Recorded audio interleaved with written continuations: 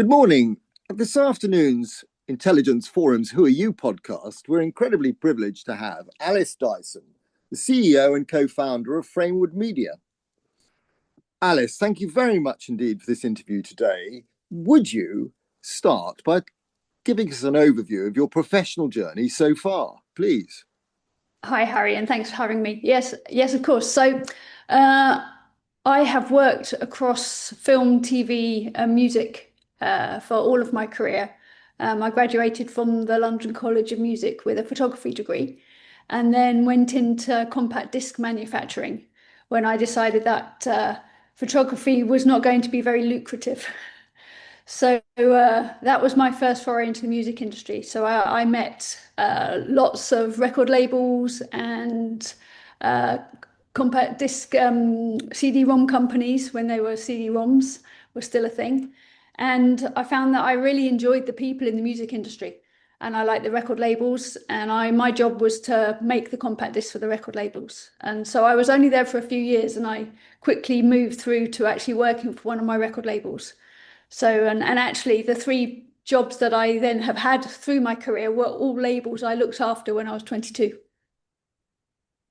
Brilliant stuff. Now, tell me, what work do you do at Framewood Media? So, Framewood Media, primarily, it's a company that helps you tell stories.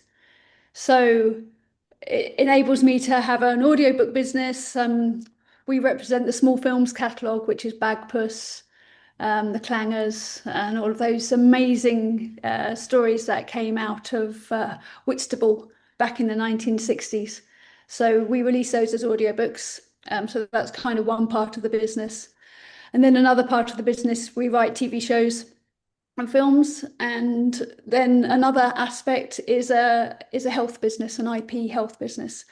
But it comes down to telling stories. So what do you need to be able to tell us your own story? And you can find niches in the market whereby if something doesn't enable you to tell your story, then there has to be a better way to do it.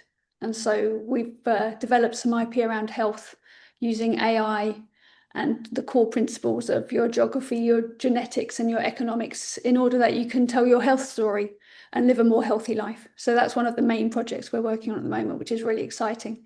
We're working with Loughborough University, who are helping to build the digital twin aspect of this IP. So that's kind of the thing I'm really passionate about at the moment. But it's all comes down to storytelling. So Framewood Media is a business that helps you tell your story and develop the IP around it. What inspiration, I mean, you've already alluded to it, but I mean, what inspiration are you drawing from the creative arts and all of your background in art? How much does it drive what you do now? I think so. The art that really speaks to me is art that is authentic, and whether that's a film, a piece of artwork. I was thinking on this question this morning, and as a youngster, my mum took me to Monet's garden, and I was just absolutely blown away because I felt like I was there in the picture because the picture represented the real world from so many different points of view, and so it felt really authentic. And so film and TV that speaks to me is one that is evocative and emotional and has a resonates with me in the real world. And so then that's the world that I try to carry through into my work. And in your work and in your travels to getting where you are today, what would you say are the ingredients to good leadership and being at the vanguard of things? So I think it goes back to authenticity, credibility, uh, consistency. So over the long term, to be a good leader, you have to be consistently good. And to be consistently good, you have to be authentic in that consistency because people will find you out very quickly if you're not. Mm. I play a lot of sport, and the best coaches I have are the ones that can walk the walk, they're amazing. And so you are able to learn from them so much better when they demonstrate that they are all the things they're trying to get you to be. I haven't asked you this as a pre-prepared proposition to today's meeting, but just curiously, what sort of sports do you pursue? So, so I spend a lot of time playing hockey. Do you? So Yeah. yeah, and I have done since I was 11, and so it's whilst life may change, there's always been hockey. Yeah, So whoa, I fantastic. have a hockey family, and so they kind of sit outside of the real world. And you can always just, when you've had a hard day or you just need to clear your mind, you just go and you play hockey, and that's what sport does for me, and that's been consistent. But I guess this morning I swam a mile. I swam a mile every morning this week. Um, in order to have that creative thinking, I need to have a clear head, and so sport gives me that peace of mind and space to be able to do that. I would imagine that the minute you get into that pool, any problems you had within about 50 meters of vaporized Oh, into the absolutely. atmosphere. Yeah, yeah, and I do all my best thinking in the pool. So all my best ideas, because you're in a cocoon of just of sound. You know, you're free and at ease and able to the ideas come and go. So it's a good place to start the day for sure. So the next question I'd like to ask you is, in your career and your professional life so far, has there been a moment in the earlier stages that's had a profound effect on it that you're now able to actually put into practice? And you do put in practice. Was there a moment? Was there a period of time? So I was really fortunate in my mid-20s to work on the Queen's Jubilee album, and I recorded it with the Royal Philharmonic Orchestra in St Paul's Cathedral, and it was extraordinary. Hmm. There were the moment that will sit with me forever was John Rutter, who was the composer of the choral arrangement that we were recording. He had four choristers, and I think they must have been about 11 or 12, and they had a part to sing, and he couldn't quite get the sound he wanted. And then he looked up in St Paul's Cathedral, and he looked all the way up to the dome, and he said, "Let's send them up there." And so the choristers went up into the Whispering Gallery, and they sang their choral part from the very top of St Paul's Cathedral. And the sound was exquisite. And I stood underneath and looked up and listened, and I was moved to tears. It was just the most extraordinary thing I'd ever experienced. And it just showed me that sometimes you just need to think a bit differently.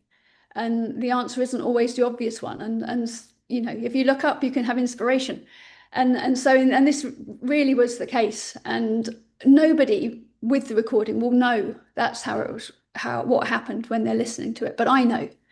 And I know that they achieved that amazing sound by just thinking slightly differently, in order to achieve the acoustics that he was hoping to. It was unbelievable. And so I've taken that into forward, just think a bit differently. If the answer isn't always obvious, take a moment. Well, now, fantastic stuff so far. You must be as pleased as punch to be where you are, and I wouldn't blame you for that.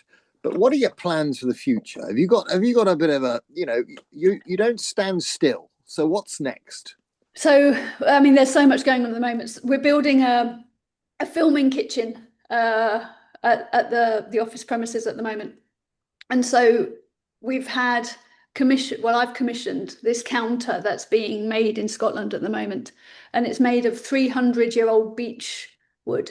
And it's made in two halves, and it represents the self and the digital self. And the idea is that it supports our Life Matrix project, which is whereby you use all of your health information, you use the power of AI, and you bring it together in order to navigate the best health experience you can have for yourself. And so that's understanding your geography and your genetics and your economics, which I mentioned earlier. So that's a really exciting project, and we'll be filming and having conversations with people. Maybe you can come and have lunch with us there, and we'll discuss how you can live your best life and healthiest life, which I'm sure you probably already are doing. Yeah, I and feel if you're not, then we'll help you. well. Certainly for me, it's been life changing. Understanding that if you have put yourself in the middle and try to create a blue zone of health by understanding these three key principles. So that's really exciting. We'll have the filming kitchen and we'll have lots of great conversations and great food there. And then we'll have the IP that we're building with this digital twin, which is another aspect. And then we'll be telling more stories and helping other people tell more stories. So there's rather a lot going on at the moment. Well, Alice Dyson, it's been a huge privilege to have you on the Intelligence Forum's Who Are You podcast. I'd also like to thank Christina Scheck for engineering this meeting, and my best wishes and best of luck going forward. Thank you. Thanks, Harry. Thanks for having me.